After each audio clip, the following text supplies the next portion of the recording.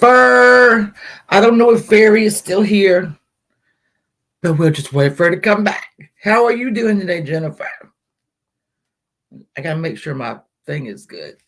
I got a whole new system here. Let me see. Let me pull up myself. Let me pull up myself.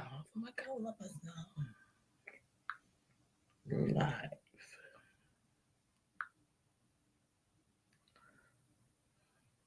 Oh, look at that picture. Yeah, this is a whole new game, y'all. A whole new game. Hey, Clancy, my love. Hey, Deborah. Look at this picture that I figured. Nope, I did not figure out how to do it, but my daughter did. Hey, Ocean Tide, watcher. I hope everyone is warm. We're having a little thing. Kathy, we're having a little cold and wet.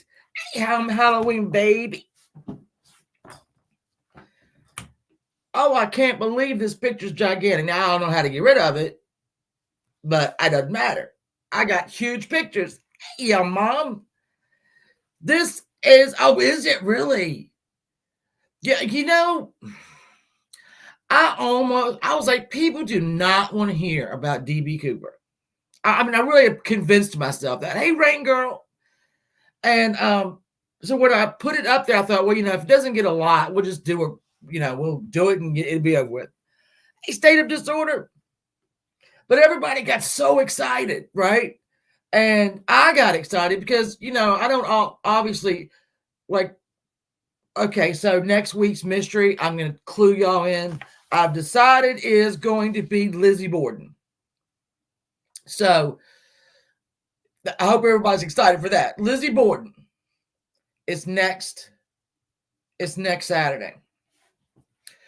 But so I won't start even thinking about Lizzie Borden until tonight, tomorrow, absolutely. And then it'll be a week of me just everything Lizzie Borden. So when I started with D.B.Cooper, which is not his name, by the way. That's getting me. That's not his name. No. But when I started with Mr. Cooper, and when you do these that are so old, facts don't change.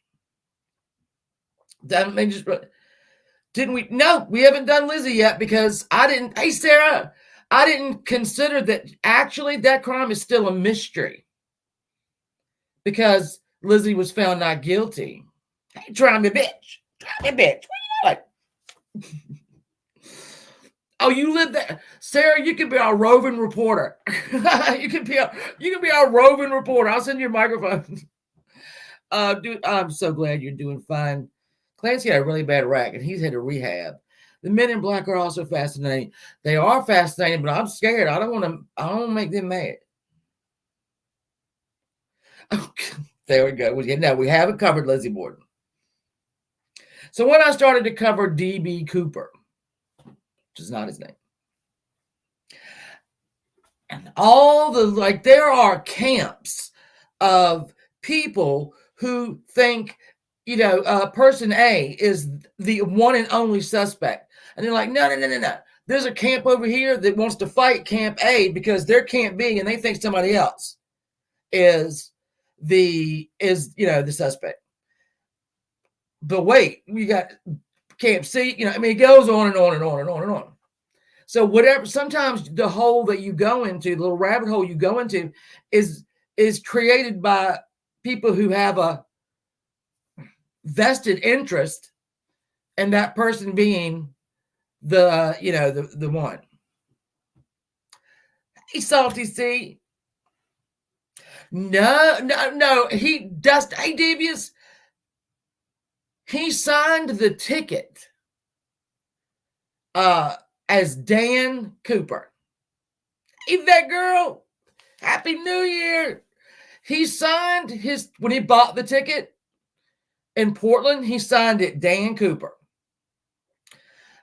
And there's a reason for that. And if you haven't watched the Netflix documentary, I think it's about 3 episodes, and it follows a guy named Tom Colbert. And Tom Colbert has got a real obsession with who Mr. Cooper was. So much so that he almost got several documentary, he had one that was huge that was getting ready to go through where they were going to write the book, which he did, do the documentary, and all this other stuff. And at the last minute, the FBI, who hasn't been involved in this case, hey, Southern girl, who hasn't been involved in this case since 2016 when they dropped it, that's no longer of interest to them. But thank you, vet girl. Thank you. Thank you. Thank you. I ain't gonna lie. Let me tell you, I'm gonna stop right there. Let me see if I can pull it up. Let me tell you how, I come down here, right? And I've got hold on. You can't see me. I didn't know you couldn't see me. Hold on. Oh my God. I didn't know I didn't have my camera on. And let me make myself large. Hold on, I'm just gonna leave it like that because it's good myself. Anyway, I always come with my little, hold on, where is it? There you go. My little green Solo cups with water. And I have my big drink with tea.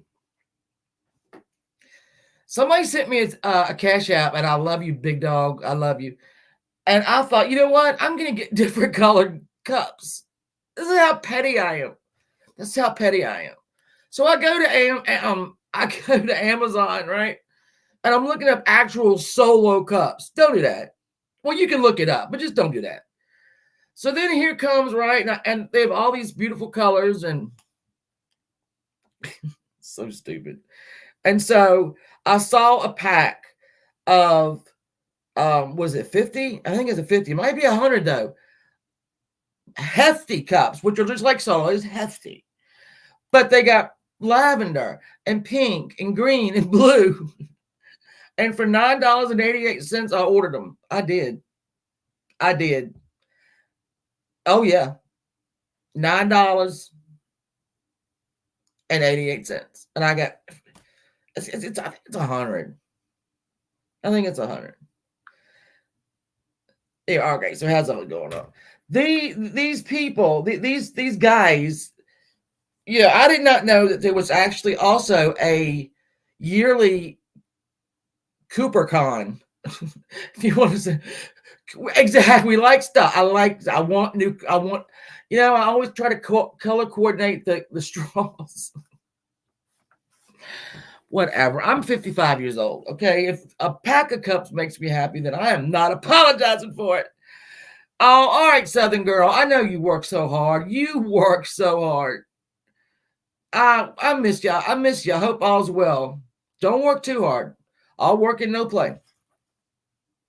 You know what I'm saying? Okay, well, I'm glad y'all. Like I said, y'all, we got a little sisterhood and brotherhood here. That I really, if I don't see y'all in a week, I get a little sad. That's why I'm going to go on and do the two short ones this week of Trudy Appleby, and I can't remember if that's Monday, if that's Tuesday or Thursday, and Jody Husentrut. So that'll be just shorter. So they did find some of the money. They found a little bit of the money. There's so much to get into. Hey, Mama, did you end your live because you were just live? Oh, did y'all? Bless your heart. I love me some Mitten Mom. I love her, man. Lucky Lou, you made it. Yes, we haven't started yet. I'm talking about the Midnight Baker. I'm talking right now about the people in this D.B.Cooper community. The CooperCon goes on every year where all these, I guess you would call them investigators. Yeah, you would call them investigators. They meet up with people that, have been on message boards and stuff like that, and they sell merch. And I had no idea that went on, but this is such almost a Robin Hood type, everybody, I think, hopes he made it. I don't know. We'll discuss some of the stuff. We'll discuss about, because there's a lot to do. There's a lot. I think everybody was Rain Girl. And here's the thing too. Hey, Clover, you're not coming in late. You're just on time. I was Lavender. Hey, Marie, love. Lavender Sunday. She said, "More I look at it, looks like my dad or my uncle." One of the people in that documentary on Netflix said that right there, those sketches, they look like everybody and they look like nobody. Hey, Charlie, Charlie's here. Yeah, I gave it a little bit more time because we have a lot to cover, guys. So D.B. Cooper. Not D.B. Cooper, Dan Cooper. That's who he wanted to go down as, Dan Cooper. And I can tell you why. I'll tell you a little bit why it is D.B. Cooper. And that poor schmuck, he had no idea what was coming his way. So let's see. Let's get into it. There are flights. A flight from Portland, Oregon to Seattle, Tacoma, under an hour, closer to a half hour, really. They made these trips multiple times a day. This airline. I don't even think they're still an airline, but they might be. It's Northwest Orient Airlines. Now, back in the 70s, I'm hearing it was kind of like a flying it wasn't new, but it was affordable. Hey, curious idea. It was affordable to do these little things. And you had I love you. You didn't have to show any ID. They didn't go through any of your stuff. You just plopped down your money. They gave you a ticket and you got on the plane. That is how it was in 1970, even 1971. Now, there were hijackings. All right, there were. But they were all political, really. They weren't like, ransom for hire. They were political. You had people, wanting to go to Cuba, and then to almost end 1971 on November 24th, which was Thanksgiving Eve, a man named Dan Cooper supposedly walked into the Portland airport. He plopped down his money, and let me show you. Even show you, because I have a thing of here we go. That is his actual thing. And if you see up here on the top, on the left, it's Dan Cooper. He paid, what is it, it was $18 $18.52 with $1.42 in tax. So it was $20 on the dot. And these were seat yourself, right? You didn't have to, you weren't assigned a seat. So here goes Mr. Unassuming Dan Cooper, who gets on the plane. He sits at the very end. Let me show you. Oh, that's the plane. Hold on. I mean, we know it's the plane, duh. Hold on. I'm new at this. Oh, I had to show this woman. Listen, her name is Miss I can't remember it. But that hairdo, that's Bombshell. That Bombshell aunt. Her name is Miss Bombshell aunt. I had to show it. I'm sorry. I mean, she was the first stewardess that he encountered.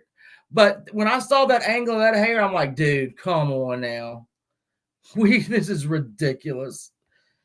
All right, let me go. Let me find it. Hold on. I want to show you the seat. I want to show you the seat.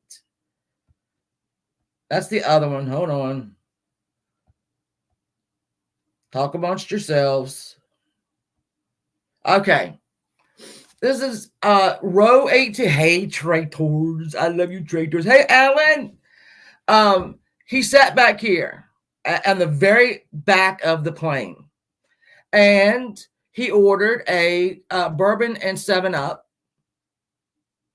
and he lit up his cigarettes, and he was just put his sunglasses on. He didn't have sunglasses on. He put his sunglasses on, and he waited for the plane for this little 45-minute jumper, right? So the stewardess is walking down the aisle, right? And he hands her a note, a folded up note. He hands it to her. Now, she's a stewardess on a plane. They got these notes about 12 times a day with the person's phone number and room number usually, and will you come on by? So she took the note. She walked to the back. She was in that seat in the back. I can't remember what it's called. She put the note in her pocketbook. He watched her put it in her notebook, in her pocketbook. And he leans over to her. He said, "Ma'am, miss, you're going to want to read that note. I have a bomb." She was like, okay, yeah, I will. She gets the note. He wanted her to come sit by him, which she did. And she didn't move the rest of the time. That's where he wanted her to stay. He wanted her to write down his demands, though, and take them up to, she showed. She said, "Can I see the bomb?" And he went, "There you go. There's the bomb."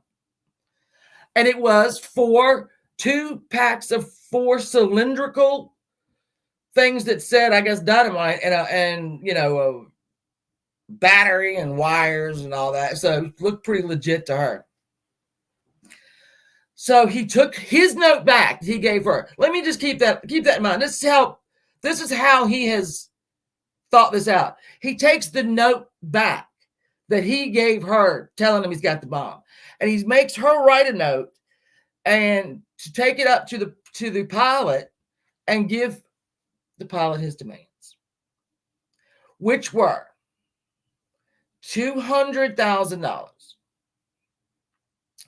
4 parachutes, 2 front, 2 back, and none of the passengers were to leave the plane until he got his money, and then he wanted to go to Mexico City after that. So she takes it up to the plane. She takes it up to the pirate. She takes it up to the pilot. He makes her stay in the cockpit. So then Miss Lockjaw, what's her name? The other effing stewardess has got to sit by because she ain't coming back. Hold on, y'all. Let's go through his description. Dan Cooper is in his mid-40s. He has dark hair, brown eyes, and olive skin.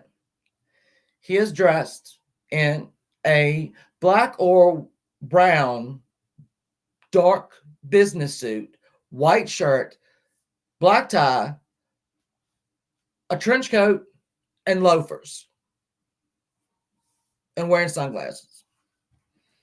The only reason we know what color his eyes are is because at one point he took the glasses off and the stewardess could see his brown eyes. That's going to come into play too, because some of these people who are convinced that Dan Cooper is somebody else, and that person will actually have blue eyes. And I mean, that injury, it's done. In 1970, you couldn't pop in contacts to change your eye color, right? Traders, I hope you're doing well. Lower Lee. Ow. So yeah, that's been a big, they will completely ignore brown eyes and blue eyes. They will completely ignore it. And they'll even make excuses like, "Oh yeah, but when you saw the eyes, because it was only one stewardess that saw the eyes." And he'll say the light was coming in, and his it wasn't. I believe his eye color was hazel, right? So you saw the green in that. Whatever. These two stewardesses have gotten trucked through prisons, all over, because they are the only two people that really saw this man. They would recognize him again because they spent so much time with him, which is a lot of time. So yeah, Miss Schaffner gave the note to the pilot. Pilot says, "You're staying in here and you just write down everything." And she was like, "Okay." So the other poor stewardess was like, "Oh, fine. All right, I'll sit." This bastard. All right, let's see. So they tell the passengers, because this is only a 45-minute flight. They tell the passengers, the pilot calls the ground. The ground says, we will absolutely, get all this together. It's going to take us a minute. Do whatever he says to do.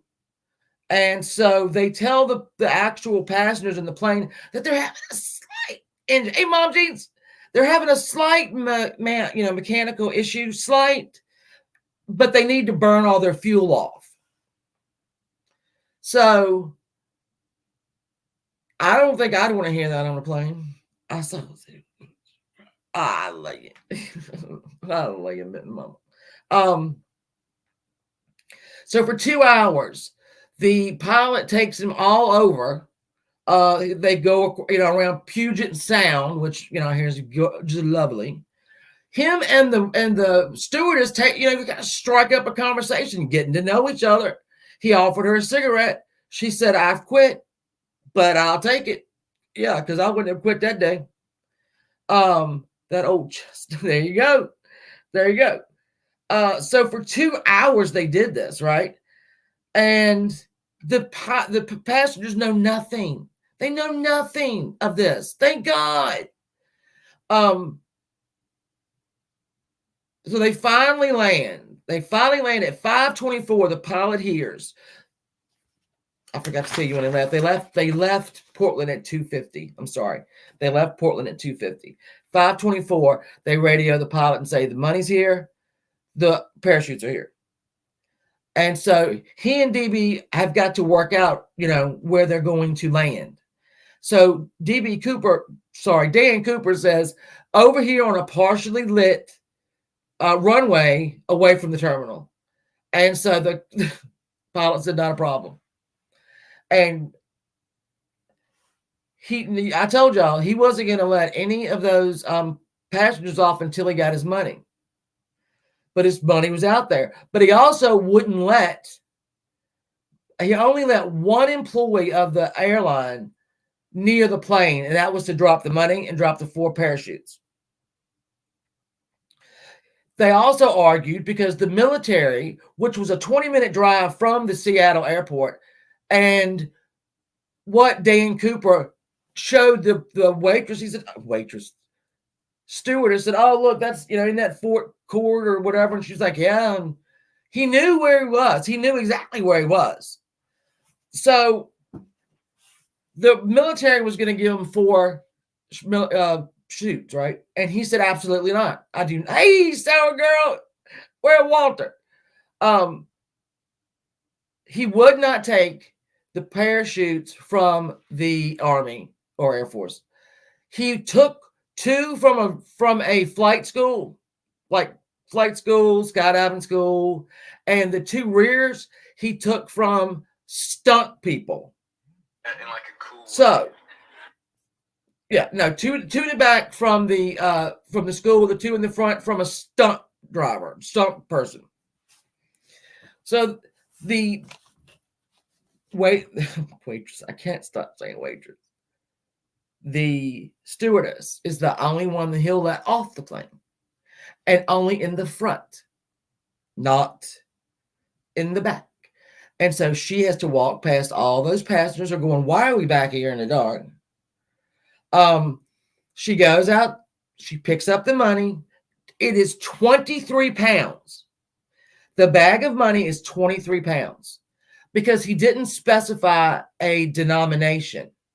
So they just gave him 10,000 $20 bills. And that all cost, weighed 23 pounds. So she's lugging 23 pounds in a fabric bag, which he was also upset about because he wanted it into like another kind of bag, but we're gonna. And she walks past every one of the passengers. He's back there fiddling around with the money, and he lets them go. And it's hello, my love. He finally lets them go. So there is a bus waiting for him because it's a long way, to the airport. The people on the bus don't tell them anything. They don't tell them anything. They pull up to the airport, right? And they're being let off that bus to go into the terminal. And along the sides of them are press. The press has showed up. They had no idea they didn't know they were hijacked. They didn't know there was a bomb. They didn't know nothing about the money. They didn't know why they were going around for 2 hours. They didn't understand why they landed where they landed. And the airline did not think to just brief them, right? Brief them on the bus. Oh, and this and love each other. Hold on. Now, I'm going. So yeah, they at 5:46 they land. They leave. Now we have another issue with Mr. Cooper. Mr. Cooper now wants to go to Mexico City. He's not happy about the cloth bag that the $200,000 are. Now let's talk about this money. I don't even think the money is what took so long. So the FBI had to call several banks in Seattle to get this 10,000, $20 bills. That's a lot. And I don't know who eats that, I don't know who ended up eating. I guess the bank. But they took a picture of about 85 to 90% of every one of the bills. So it wasn't marked, but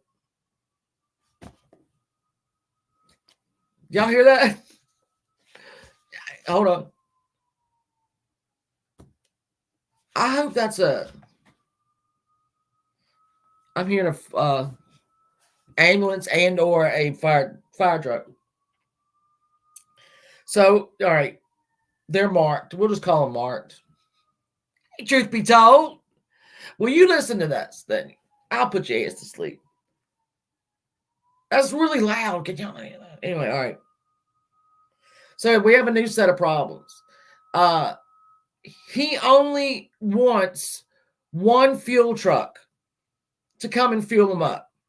All right. We have a problem with the first fuel truck. There's something wrong with it. There's also something wrong with the second one. So when the third one comes, he is in a panic right now, right? He is like, this should not take this long. What is going on? So then he said, I want to refuel in Reno and in Yuma, Arizona. And then y'all just going to drop me off to the local, to the local whatever. This is when it starts getting good. So a lot of the crew left. There were only 4 left. It was the plane's engineer, the plane's co-pilot, and the plane's pilot, and one stewardess who is back there with him. Okay. So he wants the curtains closed between business and first class, because back then it was just a curtain. Which she does, right? She's asked him during this thing. She said, "Who do you have? Do you have a grudge against the airline?" And he was like, "I don't have a grudge against your airline. I just have a grudge." His exact words. I just have a grudge. He wanted to know, where she grew up. He didn't say where he grew up. He kept trying to tip the 2 stewardesses with his own money, not the money that's stolen. Which was weird, right? And so she made a joke when, the money got on board and everybody, they're getting ready to leave again. And she said something, about his money. And he picked up a huge thing of it and handed it to her. And she said, "No, I can't do that. It's against the rules." So I mean, he's, she knows him. They know him by now. So they take off. They take off. Let me see what time they take off. They take off at 7:40. Now, mind you, we've gotten all the money. We've gotten the chutes. Wasn't happy with them. We've tried to refuel the plane 3 times. Fire Calypso's drunk. We've shit, sorry. We tried to refuel it. 3rd time's a charm. They refueled it. So he has agreed on refueling in Reno. But he has some demands that he wants met with the plane. He said, I need you when we take off to leave the flaps up 15 degrees. And the pilot was like, all right. And he said, I also want it flown at 200 miles per hour. And don't get above 10,000 in altitude. And so he says that.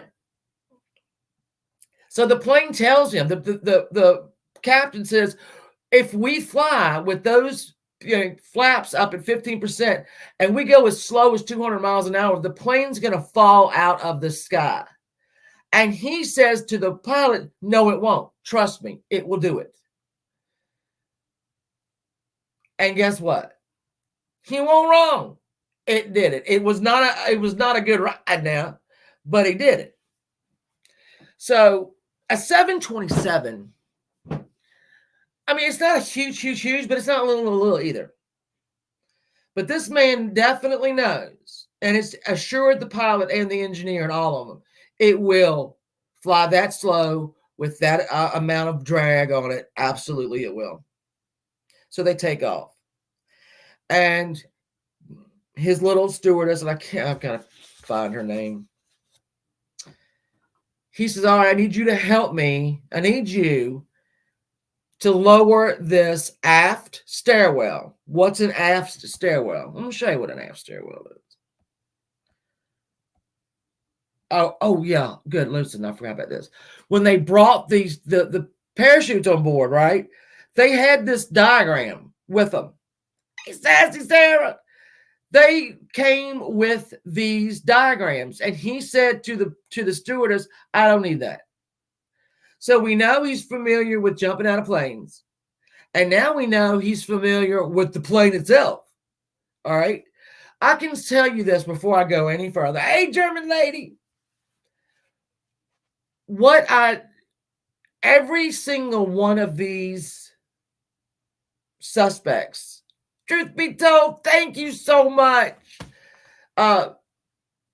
Military, because we stated disorder, we were just out of the Vietnam War. All right. So there were a lot of paratroopers out there. Everybody had been a paratrooper. My dad was in the Air Force in Vietnam. He knew his shit. He ran radar. So there are a lot of these men were fresh out of Vietnam. So, and these suspects, all of them do. Thank you. That's so sweet of you.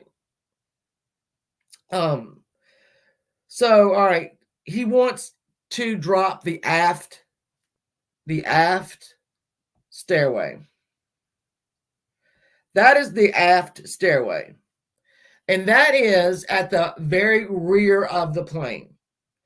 And a lot of people don't even know there's an aft an aft staircase. So he wants her to drop that. And she's like, no, because it's going to suck me out of the plane. And she was absolutely, she wasn't doing it. So she goes up and calls the pilot and like, I ain't doing it. And the pilot's like, all right, just come up here and get some rope. I can't believe I'm saying this. Hey, sweet. I can't believe that I'm saying this, but he said, the pilot, the captain, come up here and get some of the emergency rope and tie yourself to a chair. And I reckon she just told him he can get fucked. Sorry. Because that's what I would have told him. No, I'm not going to come up with the emergency rope and tie myself to a seat, hoping I don't get sucked out of the plane when this idiot is getting ready to jump. Because we knew he was going to jump, right? He ordered 4 parachutes, 2 front ones, 2 back ones. So it gave the impression that he was going to take someone with him. And I'm sure that the people who grabbed the parachutes were thinking, we can't give him a dummy one because he could put that one on the poor guy that's got to go with him. So she's just thinking, guys, she ain't strapping one on, that he don't want her to go with him down there. All right, so then she asked him, she said, all right, listen, can you cut cord off of one of your parachutes and let me have it so I can tie myself? And he was like, I ain't doing that. And she was like, well, we got a problem, So he tells her, go up to the cockpit, shut all the curtains along the way, and don't come back here. Do not come back here again. We're only 30 minutes into this effing flight, right? So, and this has put him way back. Like I don't know what time he planned to do it. You have to think he probably did not think about the 2 hours to burn the flight, getting the stuff ready. He probably didn't, obviously he didn't foresee 3 fuel trucks having to be used. So this is now, it's night. All right. It is nighttime. It is November 24th in Seattle. And it is cold. And guess what else? It's raining because that's all it ever does there. So, all right. It's raining as well. So she goes into the cockpit, right? But she looks back at him. She looks back at him. And she sees him tying, I guess, the money belt around himself. She was the last person possibly that ever saw him alive. But we'll get into that too. So the pilot gets a little thing. We showed it already. No, I didn't. Here's what the pilot gets. Oh no, we have the aft air stair has been activated. He also, Mr. Cooper, did not want the cabin pressurized. I forgot to add that. He did not want the cabin pressurized. I didn't know that you had a choice. So now we have this aft stairwell dropping, and it's pretty obvious to everybody, right? Oh, I forgot. Hey, Kennedy. Oh, Kennedy, how you doing, baby? I keep wanting to say waitress, the stewardess, before she left, said, will you please either de-arm that bomb or take it with you? And he said, yeah, I'll do one or the other. Not a problem. She was thinking, I like her. I'll show you what she looked like. All right, so they get this and they get a lot of vibration. And then they get, all right, a sudden, I'm trying to think of what it is. Suddenly, the plane kind of jumped a little bit, right, from the back. And after a while, the pilot's like, I think maybe our friend has left us. So they go on, right, and they land in Reno.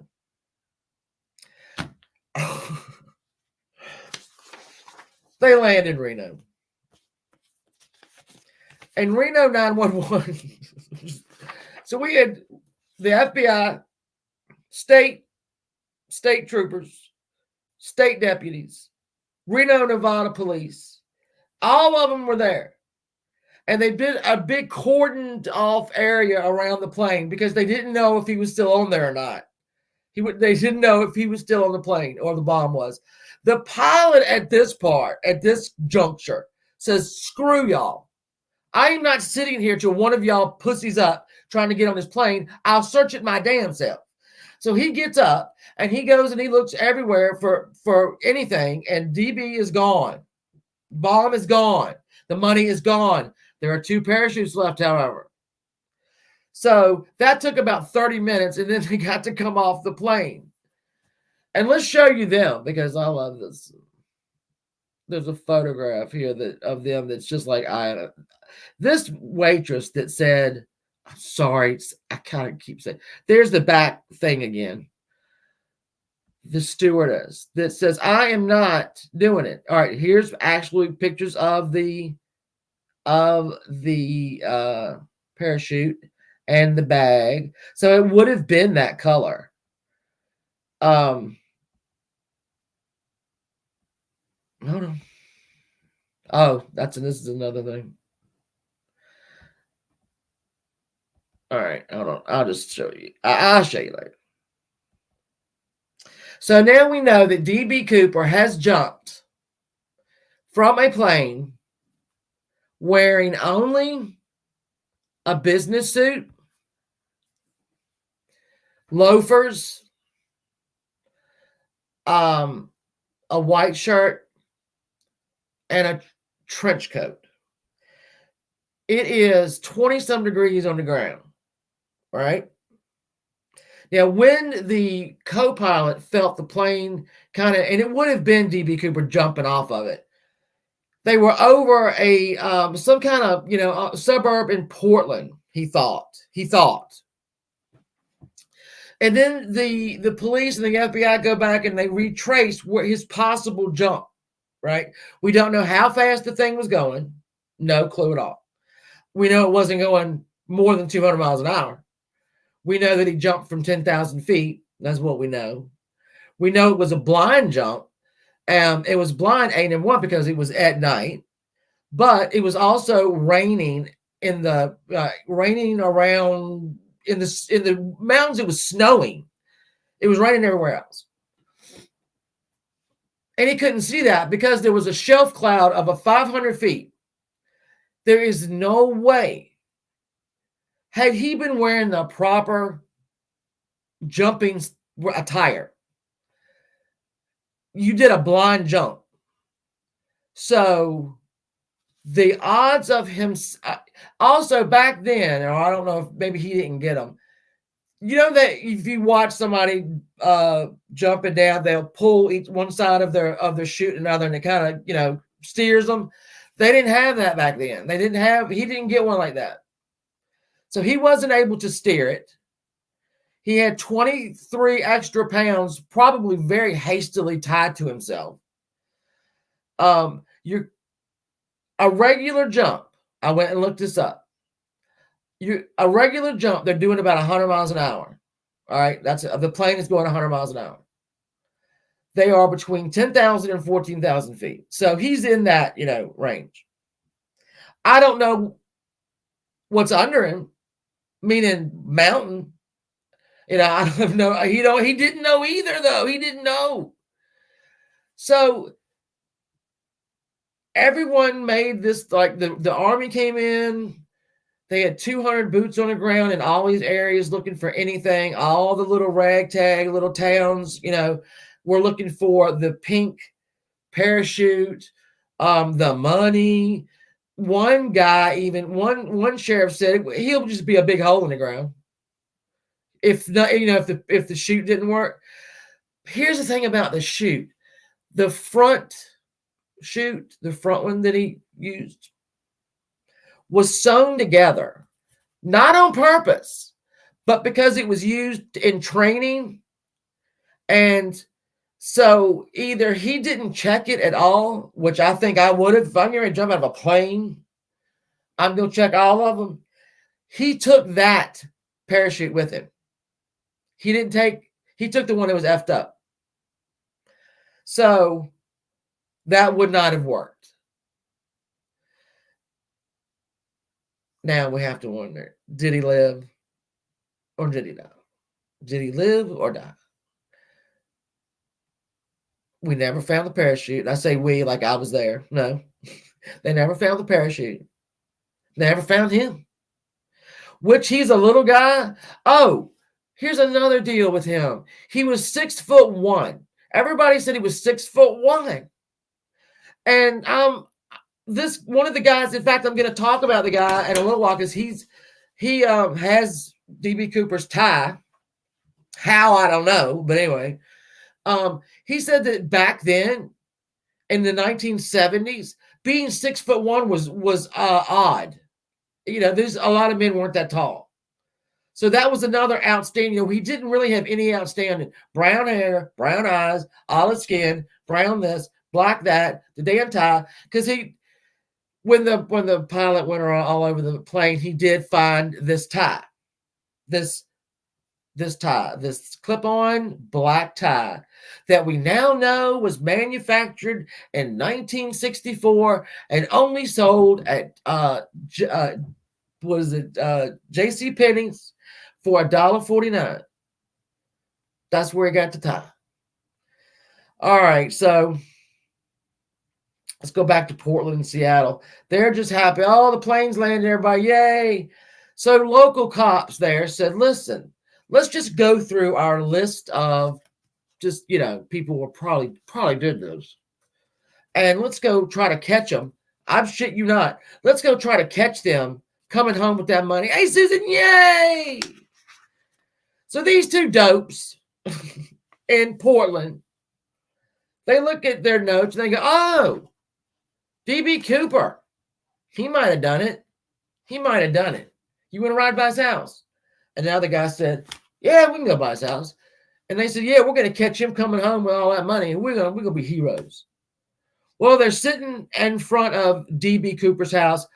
Douglas Boyle Cooper, D.B. Cooper, and he pulls up. D.B. Cooper pulls in the driveway. And they're like, because it was way too early. There's no way he could have been home. They were like, God damn it. All right. Well, somebody in the press got the name somehow, D.B. Cooper. And off it went. It's now the only thing you know is D.B. Cooper. Evil ghost. Well, now what? He wanted to be known as Dan Cooper. Dan Cooper. Hold on, I will show you why.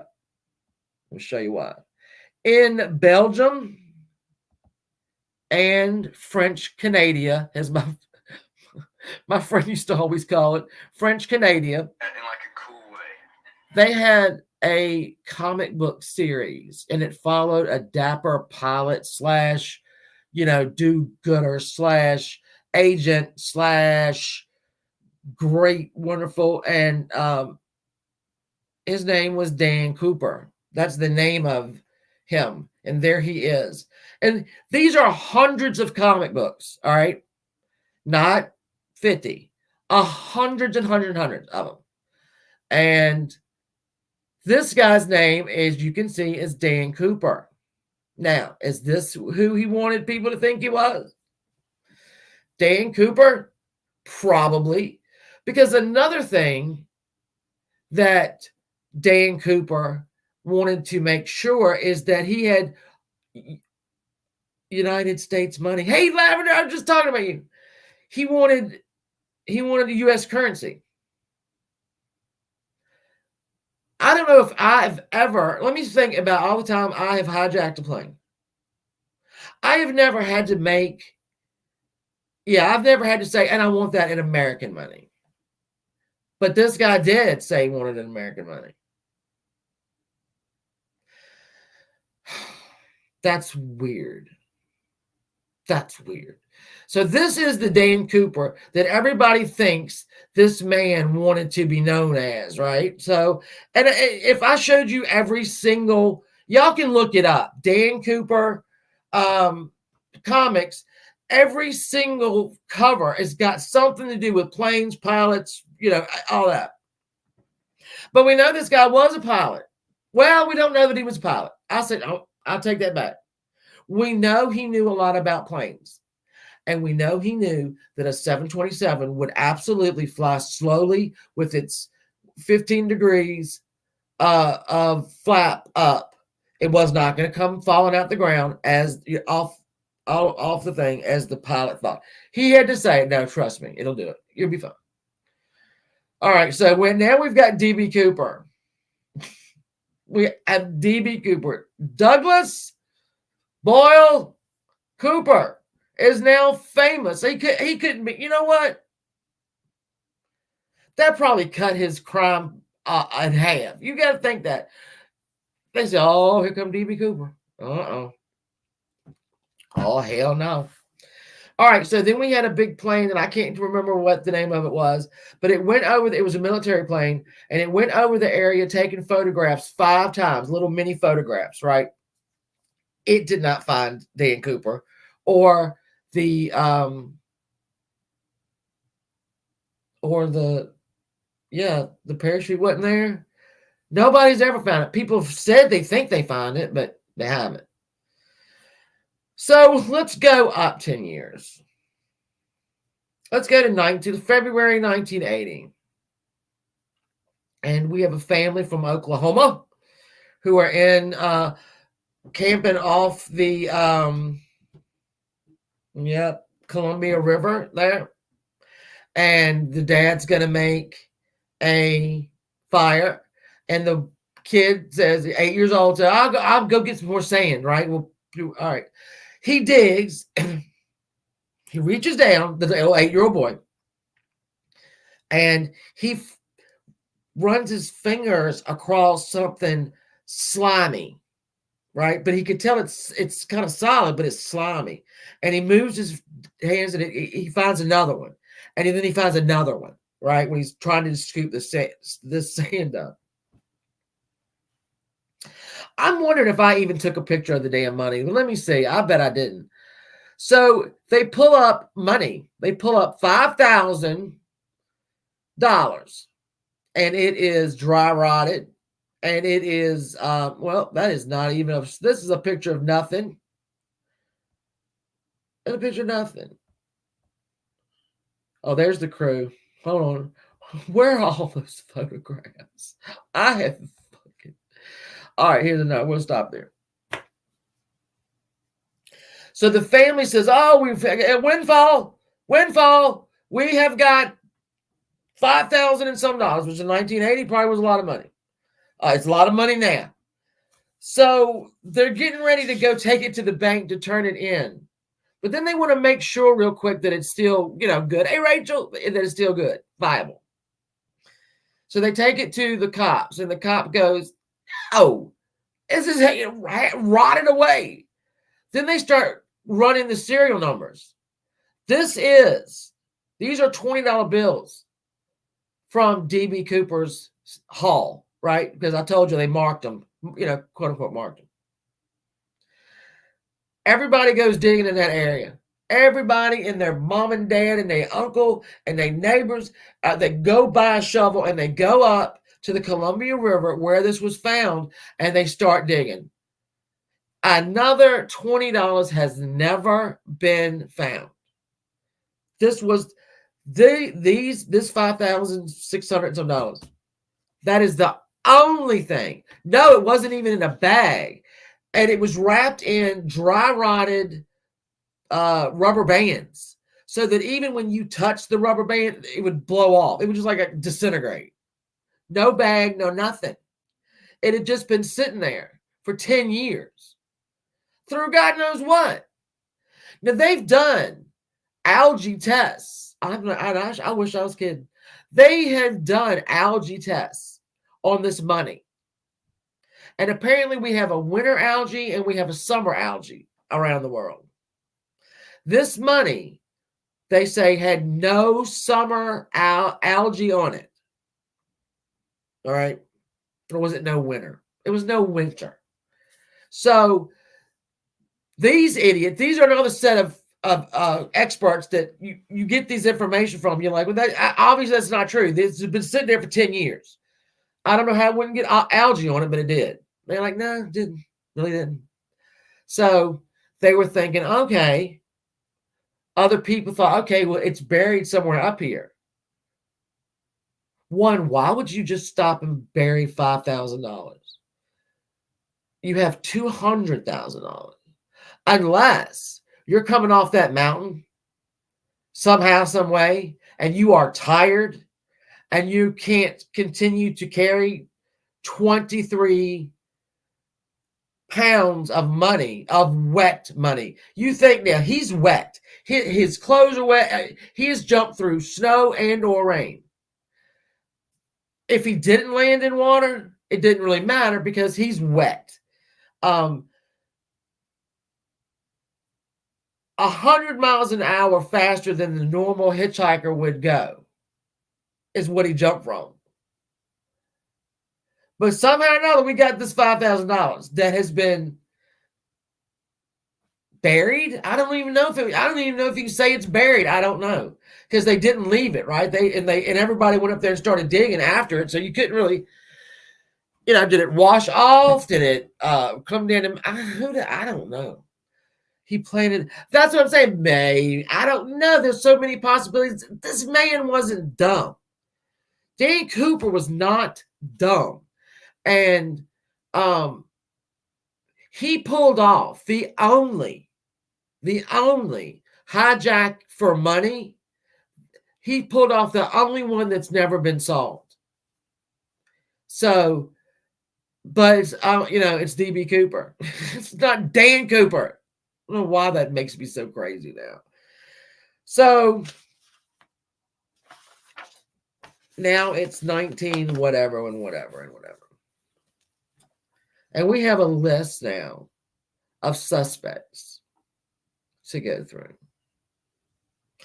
And some of them are ridiculous. So when I was, because like I told you, I always hit Wikipedia first just to see what's going on. And they had John List down as a suspect. If y'all will remember John List from America's Most Wanted, he killed his 4 children, his wife and his mother, in a house, and he pulled them all into the ballroom of the home because he couldn't afford the home, and he just left. And I don't think he had the heat on, so it took him longer to. They have him as a possible. They have him as a possible suspect. I don't think so. So I didn't even write him down. And by the way, John List, had he looked up from that very ballroom that he drug his family through, if he'd have looked up, he'd have known he had a Tiffany chandelier that was worth a lot of money. But he didn't know. So he just said, fuck it, I'm going to kill him. Oh, yeah. I mean, yeah. There you go. They say he was one of them. He was meek and mild. He was not, D.B.Cooper was suave and sophisticated. Plus, I'll load up the photographs of this. So, all right. We've looked. We found the money. The damn composite sketch is famous now. It's famous. It's infamous, right?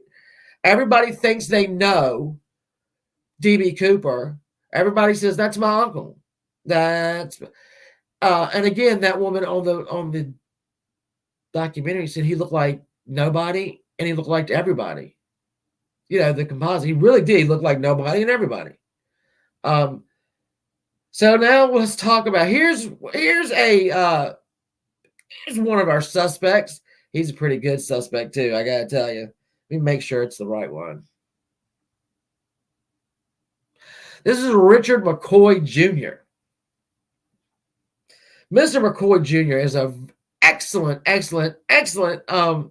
suspect because 5 months after D.B.Cooper did this in Washington, he attempted to do it. Can't remember where. He wanted $500,000, and it didn't work out for him at all. I think they learned a lot from Mr. Cooper, and so Mr. McCoy here did not get very far in this whole thing. And there he is. I don't know. I thought I had a picture of him beside Mr. Cooper. Is that it? No, this is Sheridan Peterson. This is Sheridan Peterson that some people believe is D.B.Cooper or Dan Cooper. I'm not seeing it, but I mean, I guess maybe he They called him a under the radar kind of suspect, where he wasn't like a career criminal, but he was pretty, like a cool way. Shut up. He was a former Boeing executive. He worked there, obviously. He had a lot to do with the 727s. You will hear this man's name again because it has come back up a couple weeks ago. I'll go ahead and tell you. So, one of these investigators who do nothing but D.B.Cooper somehow, some way, got the tie that has not been preserved since 1971. No, it has not. And I guess in 2016, when the FBI said we are no longer going to investigate this, we're not going to find him, and we're going to commit these agents to other things. So I don't know if that's when he got the time. Any of these pilots, this guy is not a pilot. Sheridan is not, but he worked at Boeing. So what makes that significant is one of the investigators got the tie, and they took the tie and they did like a these sticky balls all over the tie to pull things off the tie and to look at him under a microscope. What they found was pure titanium, and some pure titanium that had been smashed against stainless steel. And that's significant because it would have to be somebody. This tie had to belong to somebody that either worked at the company that was testing the titanium, or he had to work at Boeing, who was one of the people building the planes, designing the planes, whatever the hell. So this one investigator, and I can't remember his name, I'll find it in a minute. When they saw the titanium, the stainless steel, which would never ever have been, titanium is not a dangerous element at all. So, but there's just not a lot back in 71. There wasn't a lot of use for it, but they wanted to use it. They wanted to see if it was viable in these airplanes and whatnot. So it was rammed up against some stainless steel, or it was just pure. So when this Eric Onus, he's the investigator. He got the stuff off the tie. He sent stuff to a lab. The lab said, this is pure titanium. And they were like, really? And, yeah. Well, we have Sheridan Peterson here. And he worked at Boeing. And the company, let me tell you, hold on. The company that was doing the, investigating of the titanium was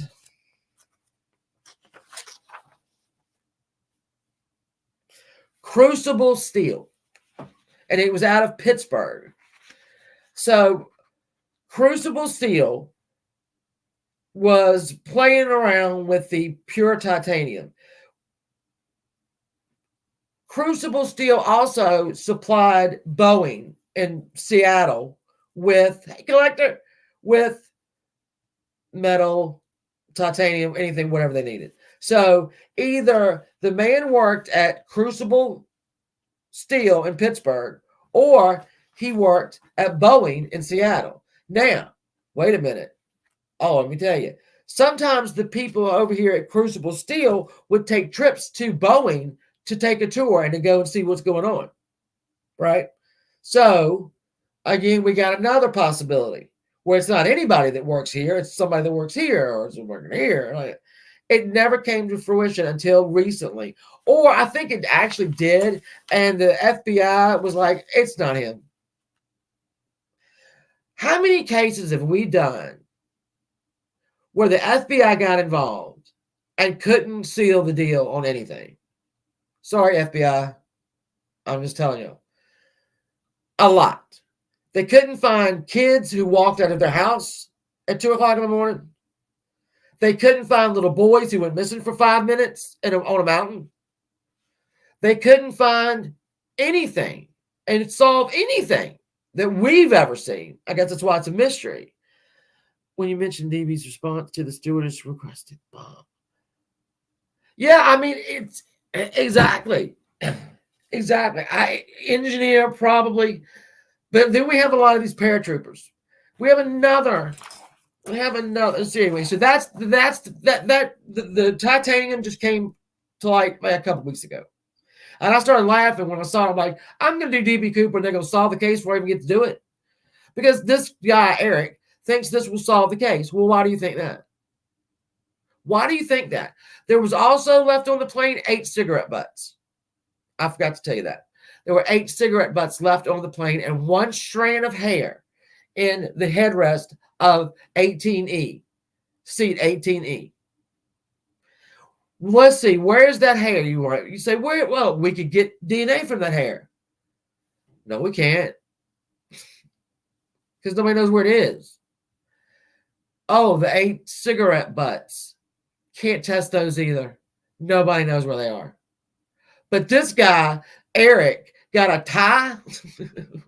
Was the FBI having a yard sale and just all the stuff that they weren't going to need anymore? They just sold it. Your Aunt Bill Plains. Oh well, we need to get her check state of disorder because she might have been the one. But I mean, a lot of these, the war. I mean, obviously clouded this suspect pool because everybody and their mom was a damn paratrooper. Let's see, what's the next guy? Yeah, so he's back, and this guy is now back in play. Now, obviously, all these men are dead and gone. Okay. This is Christian. This guy's name is Christensen.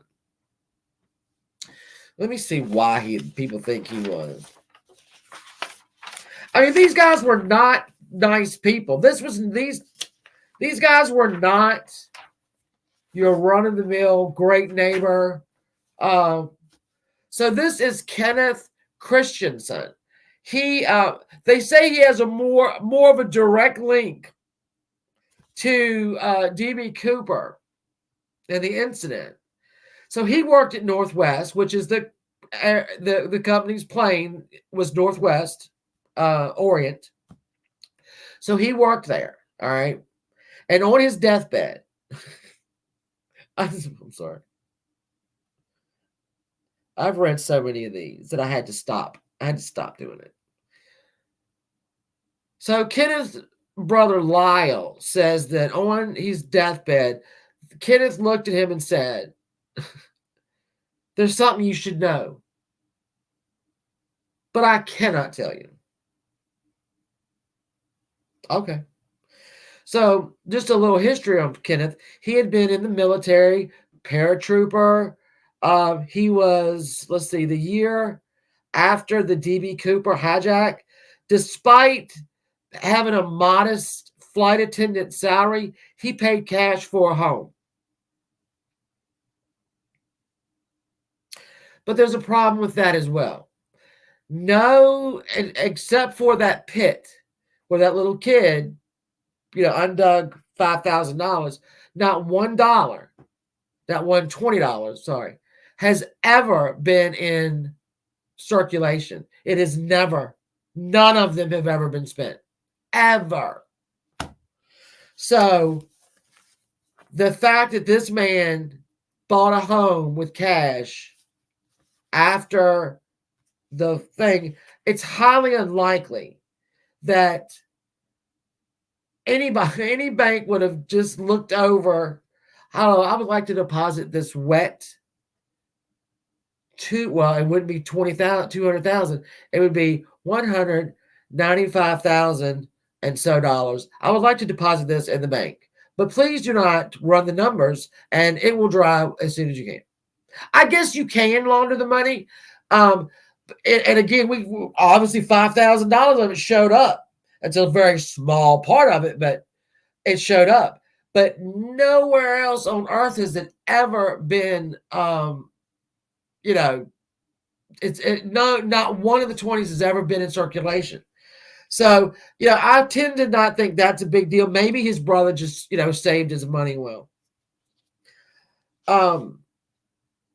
And so at the end of Kenneth's life, Lyle, his brother, wanted people to believe that he was actually D.B. Cooper.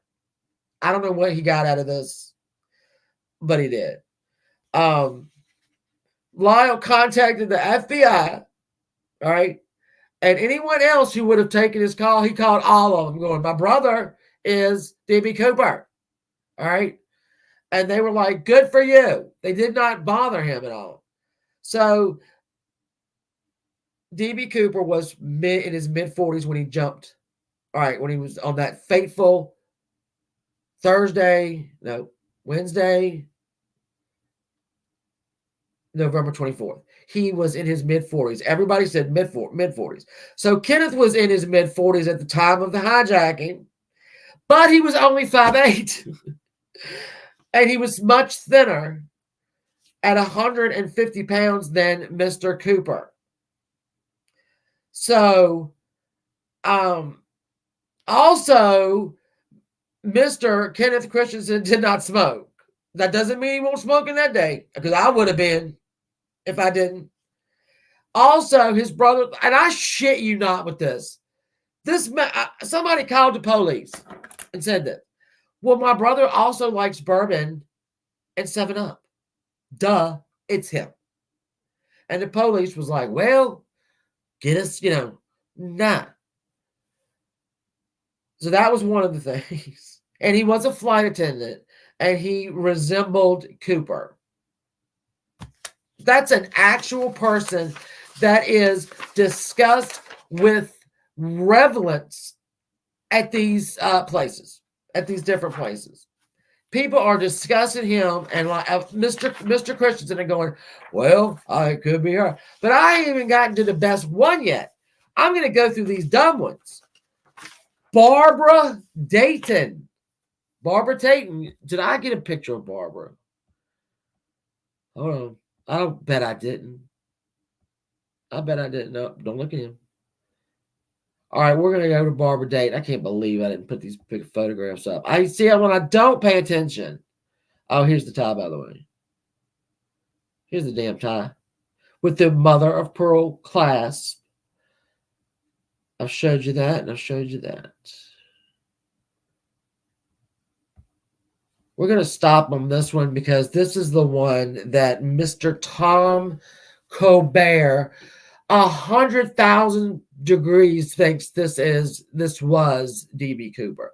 But let's talk about Barbara Dayton. And are you saying to your, hey, Carrie, baby, hey, Baker, I'm getting ready to run to my local bar, and anybody that's drinking that shit, I'm calling the police. That's what's going to happen. Calling the police. So Barbara Dayton, God love her. She, and her only thing was, she was a recreational pilot, right? She was a U.S. Merchant Marine, and then she was in the Army. So the problem with Miss Dayton is that he used to be Robert Dayton. Barbara used to be Robert. And Robert had his reassignment surgery in 1969. He was probably the first person in Washington to ever have reassignment surgery. But he did that in 1969, and he became Barbara. So what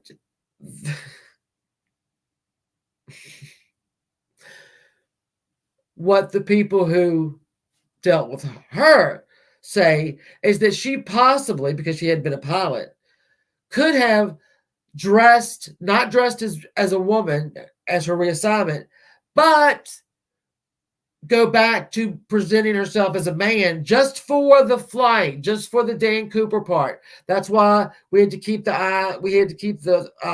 sunglasses on, and that's why there was a trench coat, and not just a. So that could be it. I don't think that's it. But there are people in the Barbara Dayton camp who absolutely will fight you on a street if you tell them that Barbara Dayton is not D.B. Cooper. They will fight you in the street. I know state of disorder. I know. No, wasn't 6'1" either. No. In fact, a lot of these people are not 6'1". That I don't think whoever turned her in as being that did not specify that that's what she drank. So obviously Christian son, no, not Christian. Which one was it? Hold on, I forgot. I forgot. Oh, Sharon. No, not Sharon. We have so many of these. Hold on, I'm not done. I can't remember why I even wrote this guy down. This guy's Joe Likey, whatever, retired U.S. Major. Oh, his daughter was killed. Okay. I don't know. I bet I didn't put his picture up. I bet I didn't because I got stopped when I was loading up the suspect photos, and instead of just staying and finishing them, I out the office and up the steps and did whatever I had to do, and it effed me up. I can't do that. I can't do that. I got to stay on task. So anyway, he had a daughter that was killed 2 months prior to the hijacking, and she was killed because it was a botched hostage negotiation, and it was by guess who, the FBI. So he, in fact, her case now is part of the what not to do if you're at the FBI and you're a crisis negotiator. Yeah, don't do what they did here. And I'm pretty sure he sued and he won, but he didn't win like a lot of money. So they think that perhaps he was a one just to get back at the FBI. So he took $200,000. I don't know. All right. So what we got here is Robert Rackstraw. Now, a lot of people think this is Mr. Cooper. Let me make sure I have everything. All right. So in the 70s, he was a pilot. He was a former paratrooper in Vietnam. Da, da, da. He also worked for possibly the CIA. He had a whole lot going on. Let me just put that. He had a whole lot going on.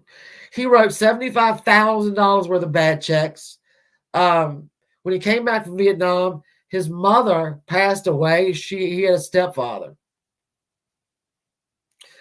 I want to say that he tried to find the stepfather, saying that he got a detective and said, "I need my brother, another Lyle." And they found the stepfather, and the stepfather went into business with Robert Rackstraw, and they had like heavy machinery and stuff like that was with the FBI. Well, Halloween, he need to go back. He need to go back. No. So,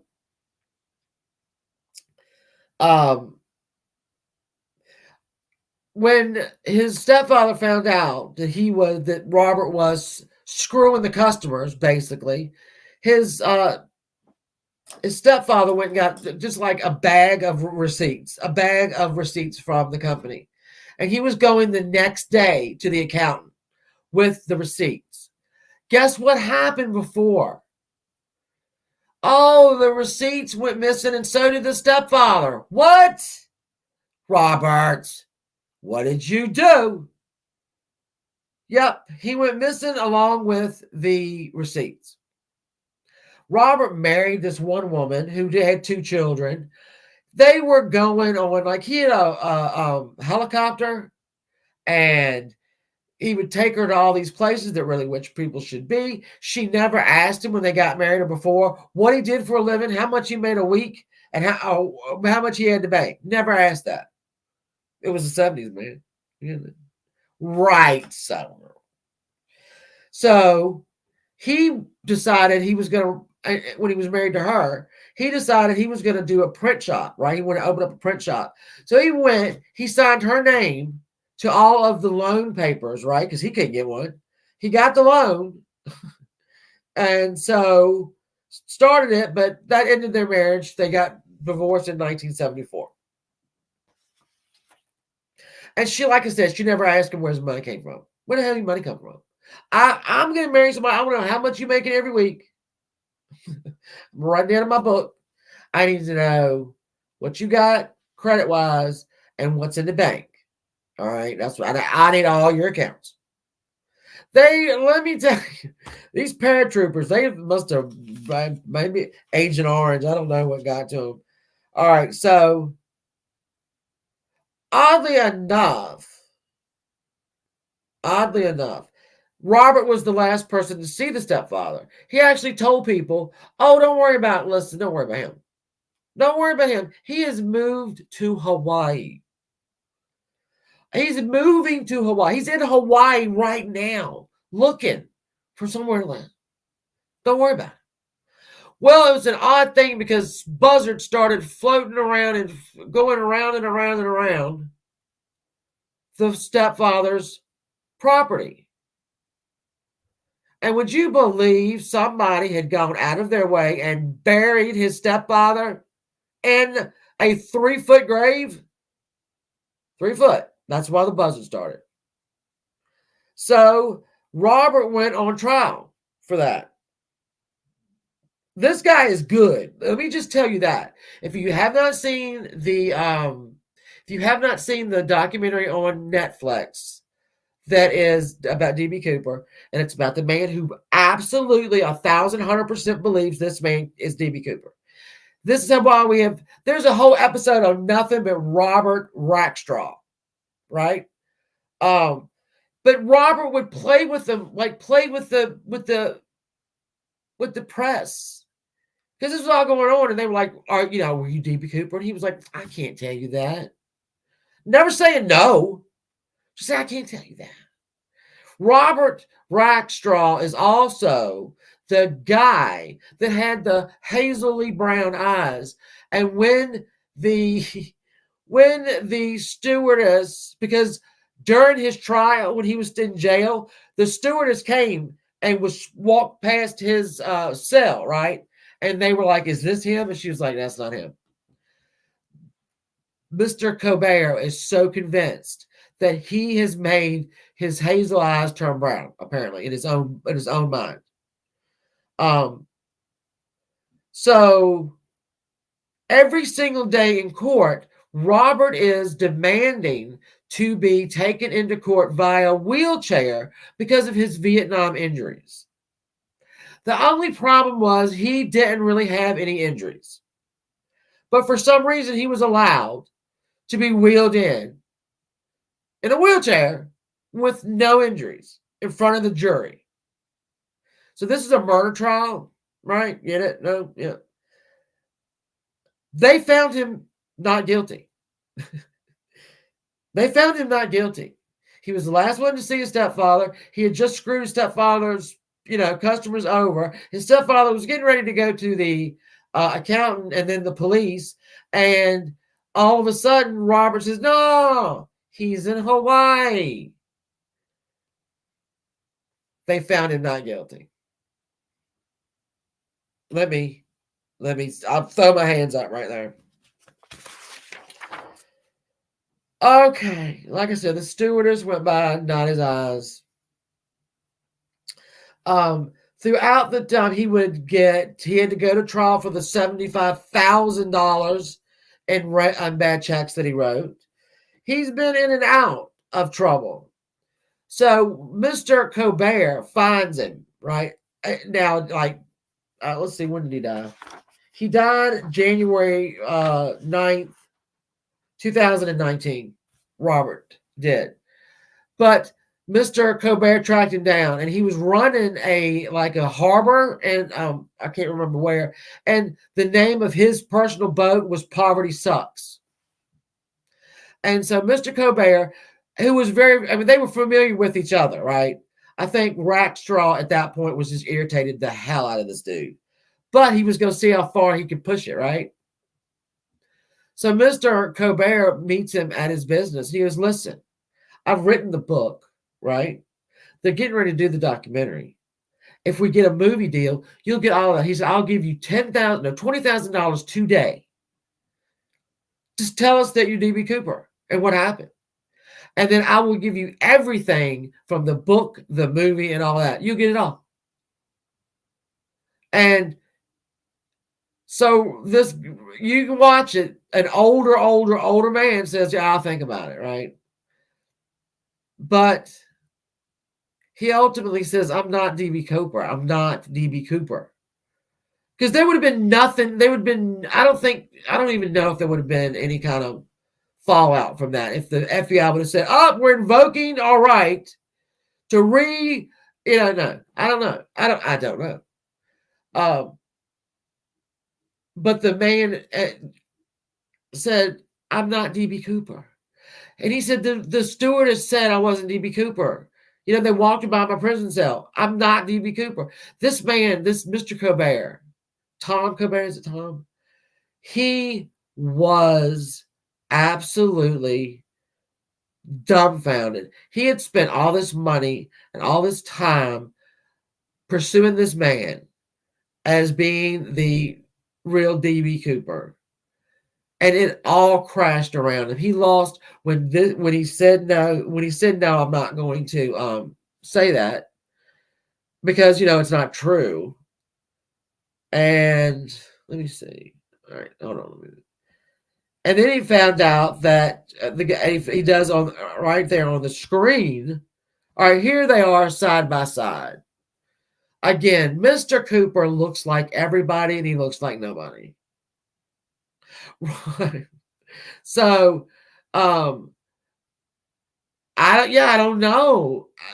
I I get so frustrated with the FBI. I can't even tell you how many times. I can't tell you how many times I've been, where they just.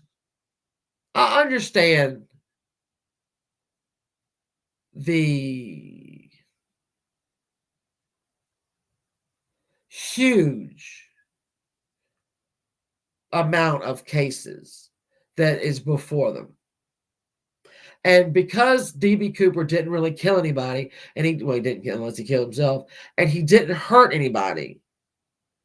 I will see, Mom, the FBI dropped it, like they weren't going to pursue it anymore. So that is something that I probably need to. I would think if this man had said, "Okay, I am," perhaps somebody would have visited him. I don't know because he didn't hurt anybody, and obviously he did take the money from the banks, and he did, in my opinion, commit a crime. He did hurt people.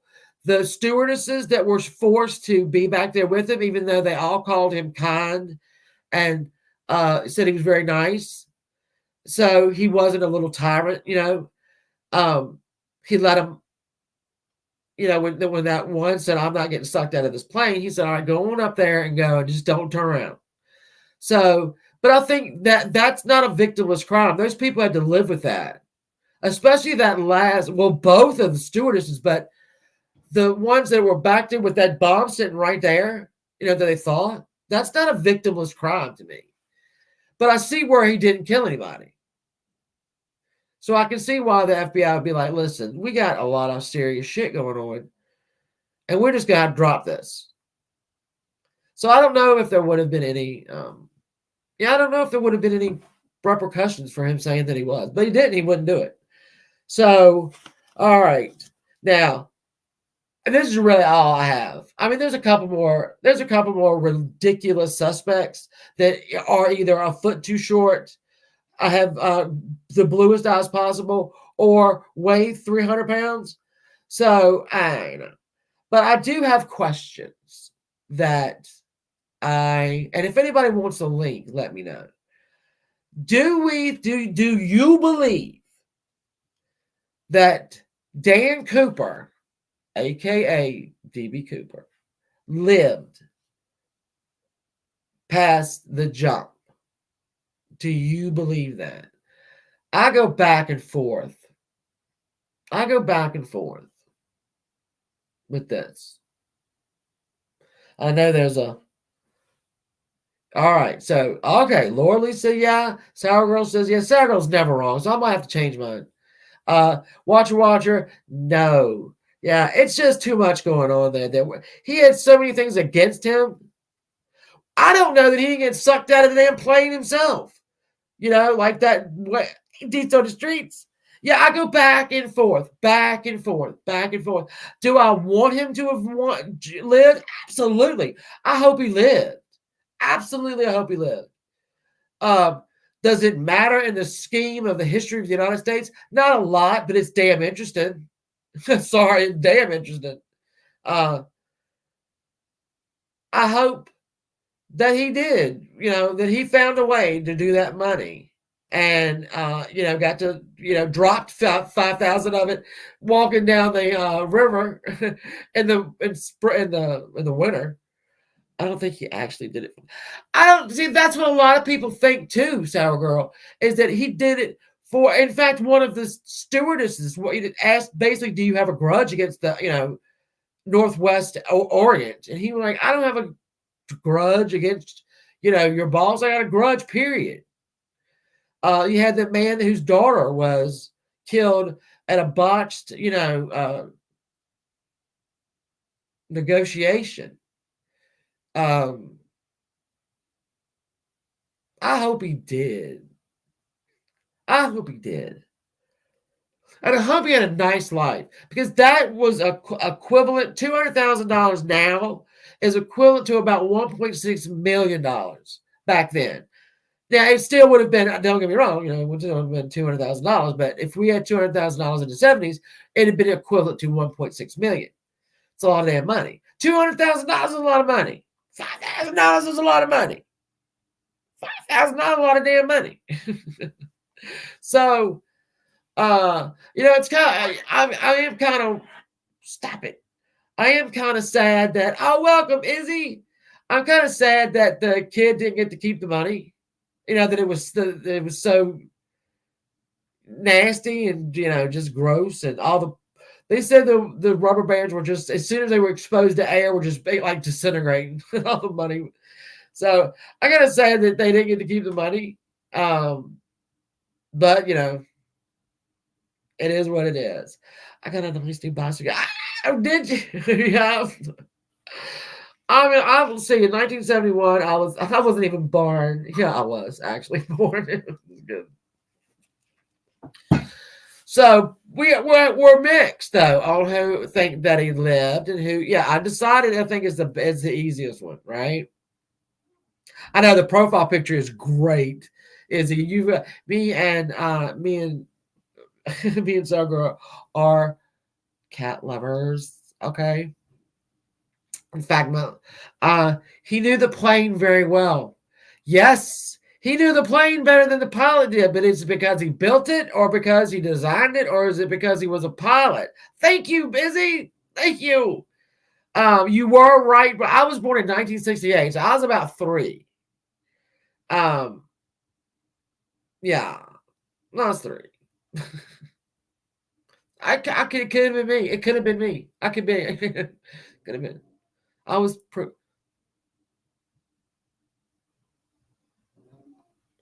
The hell is that noise? My husband, uh, I can't tell y'all where he works because somebody will be stupid. Anyway, he works like 12-hour shifts and then he's off a couple days and then he works 3 days. And we had to work this weekend, but we're getting ice and snow and sleet, a little bit of freezing rain. And he has to leave here to go to work at 3:30 in the morning.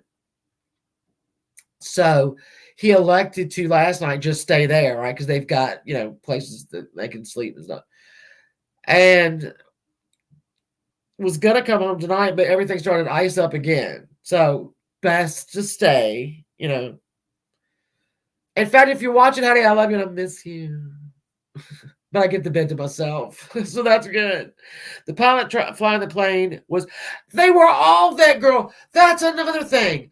Every one of these people were calm. D.B.Cooper was calm, which kept everybody else calm. There you go, Rachel. So if you could have a perfect storm of hijacker and crew, I think that was a blessing that none of them were, go except for, listen, my girl Luck, I can't remember her name. It's written there somewhere. When she said, I ain't opening up that stairs. No, I'm not. Not doing it. You can go get sucked out. I'm not. And he finally just let her go. Living my life, I'm a single mom. Yeah. Listen, I and tomorrow I don't have to get, nobody's got to get taken to school. Nobody's got to be taken to work. Nobody's got to be taken anywhere. Because sometimes I have to take my son to work at 6 o'clock in the morning.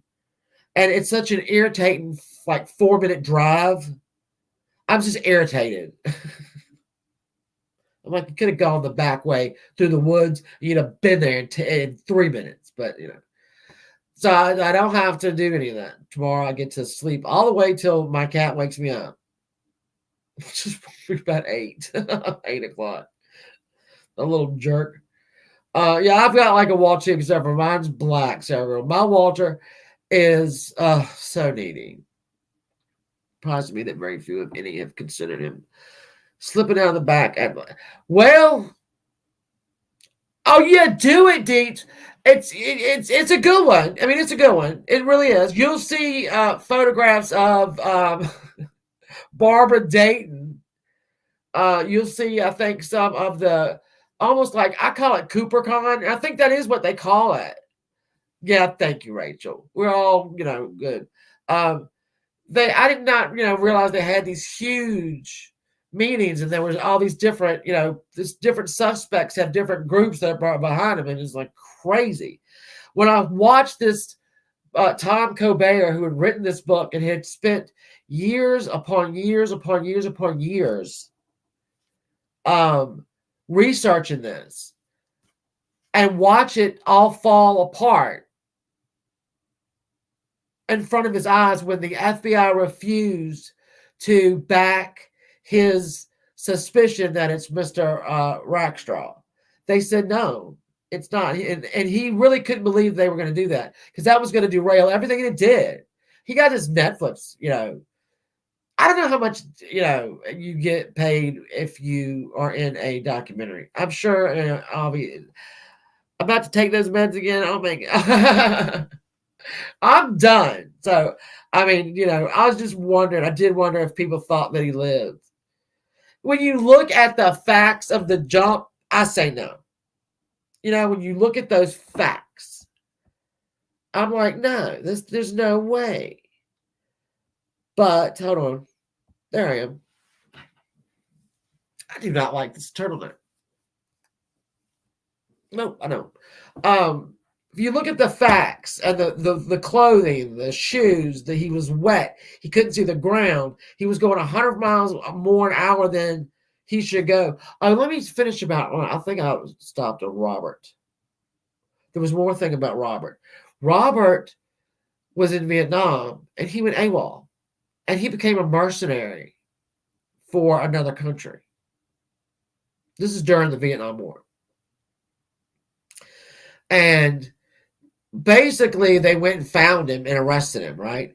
Because a lot of people think this guy is deep CIA. The CIA is head in charge, basically much more important than the FBI.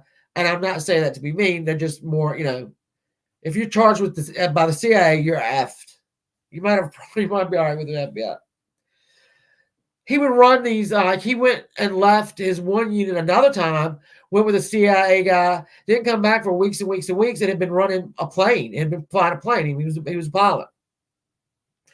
So when they went over, they got him back from, I can't remember who it was, what country it was, and he had to go to court. He had to go to court over, this is capital.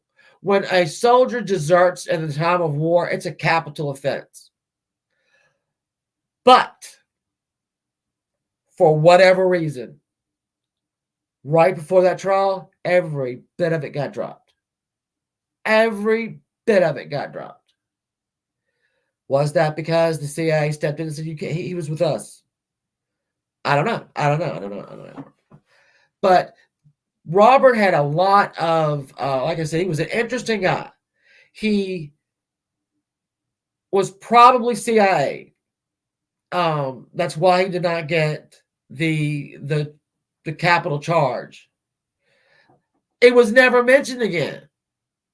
So nobody, what it was over. It was done. That is the Baker. I know. I'm sitting here remembering, right? Because I try to remember everything that I've written down, all over the place, and I got a little pocket of information that I just hit on there. So Gramps was down in Panama during the Panama Canal days. I think it could have been. Could have been. Listen, I do not know how they work. I don't know that he didn't, how do you not be found guilty of murder? Was the CIA protecting him then? Mr. Ooh, that's a good question. Oh, I got that written down too somewhere. Hold on.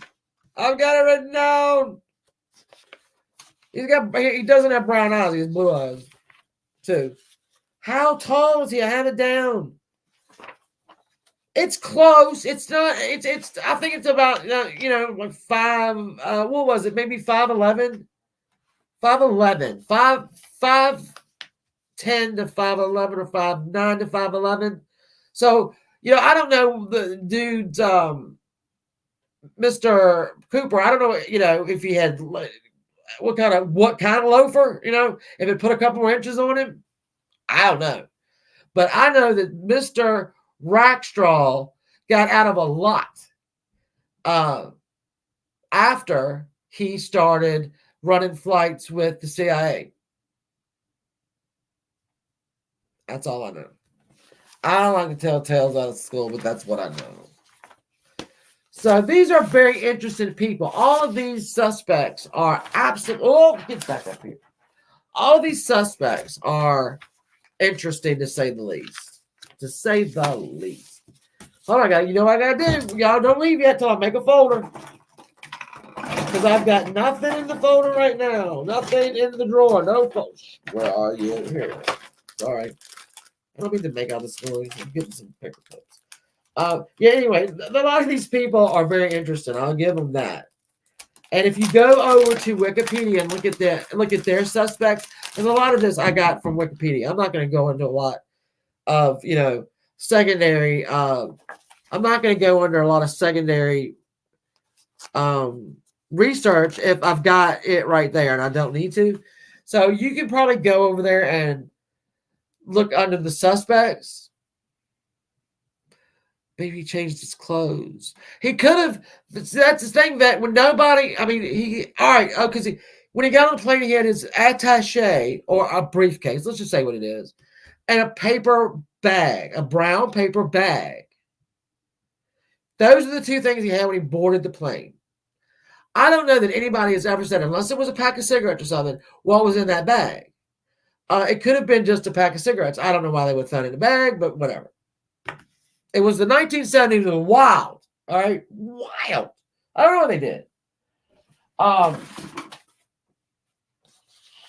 So it could have been that. But, they only saw the bomb. Like I said, can you imagine those girls when he showed them the bomb? And that, the girl didn't want to get sucked out of the plane, but said, listen, can you take that with you when you jump? Okay, thank you. Thank you, friend. Thank you. Love you. Yeah. It was just a bevy of pretty cool people that we've hung out with. I've been hanging out with them for a damn week. D.B.Cooper. Under it, I'm going to put Dan Cooper. Because that's what he wanted to be known as. All right, Dan Cooper, a.k.a. I've got my thing here. Put it in. Open the damn thing. All right, we're safe. We're in. Open the drawer. Hold on. This is a ceremony, and it's number one. The first folder in the drawer. I don't think he actually jumped. I think he made fools. He could have, because listen, that great. Wait, you got a sandwich. One, if I was going to jump, Florally, I love it that y'all love it, and it makes me love it. I love it. I love this is like I love doing the research. I love picking out what earrings I'm gonna wear. Um, you know, I love seeing y'all. That's why on Tuesday we're gonna be. Who are we doing? We're either doing Trudy Appleby, who was 11 years old when she went missing, or we're gonna do Jody Husentroop, who was 20. I don't know. She was born. She disappeared in 1995. So I'm gonna add those in on Tuesdays and Thursdays. Not an hour and a half because it's not an hour and a half worth of stuff. But it's a good 45 minutes or maybe a little. Started at 8. People can decompress from their day a little bit. That's what y'all will see me on Tuesday. Next week we're going to be doing Lizzie Borden. Lizzie Borden on an axe. Her mother 40 wax. Oh, Rachel, I love you. Did you check? I need to. Sarah, that's another thing. I was, all right, so, last week I was so effing sick. I stayed sick. I slept for literally from Sunday, probably till maybe Thursday. I was so ill. It's that damn COVID, long haul. It's exactly what it was. So I missed a lot. I didn't read any of my mail. I didn't even get out of bed that much. And it only started to lift Thursday afternoon, maybe Thursday night. But I was still like during the day, I want to be so, so I have to go back. And Sarah's always giving me these great, great, great suggestions. And Judo gave me the Appleby case, and it's very interesting. So I'm going to do that. So yeah, when y'all get them, let me know. Oh yeah. Well, I won't. Okay, so generally, I'll do my research. I will not watch something like a documentary or something on YouTube until after I've done mine, and when I hear something different, because it's always something different, right? I'll check that out, and so I'll be like extra. I'll do some extra research and think, oh yeah, they're right, or no, they're wrong. Like I have to take 50,000 something a week of vitamin D because my body just says not interested. Vitamin D, not interested. Thank you. I need to look that up, Sour Girl. I need to do a lot. I got real into this, Mr. Cooper. I was like tunnel vision, right? And I need to because I finally felt better. It was awful. And I hope they find out one day how they can get rid of this long haulers because it is horrible. It is horrible. Liquid. I'm gonna have to look into that. The daughter of the lady that was killed is trying to get her. Oh, all right. Listen, Sarah, we can do that.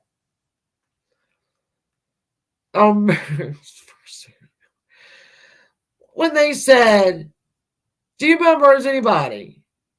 Eileen Wuornos was the first American woman serial killer. I'm like, what are you talking about? That's not even true. I mean, Elaine Wuornos was, probably a fun girl to hang around. Probably not, actually. She wasn't the first female serial killer. But people will say this, and I'm like, you need to crack a book. Do a Google. Mint Mama, I love you, Mint Mama, and I love you, Joe. It's Joe time. I'm gonna study with Chapel Hill. I love Chapel Hill. Here's nobody can tell me anything about. She had a horrible life. Sarah girl, horrible. Nobody can tell me or anybody that's got what caused it. Well, they know it was probably COVID, and I can say COVID because I don't have commercials. They can't tell me how long it's gonna stay. They can't tell me anything. They can't tell me what to do to make it better. They can't tell me that. I don't know. I mean, basically, I don't know. So yeah, maybe I need to volunteer to get a study because it's really horrible. Watch Deadly Women on ID. I do. I love Deadly Women. I love Deadly Women. I love to take notes. Deadly Women does not know. I don't know. I already know it. I don't need to take notes. All right. I'm going to go upstairs, crawl in this big, huge bed, and put on British comedies. I thank y'all for coming. So much. I thank you for the super chats. I thank you for everything. Everything. Just being here. Love you all so much. I love that we take this little trip every week. And next week, we're going to run into Lizzie Borden on the YouTube streets. It's going to be fun. In like a cool way. All right. I love you guys. Stay safe. I'll see you Tuesday at 8. All right. No, thank all y'all. Thank y'all. I love y'all. I love you. I promise you, I love you. You have no idea. Thank you.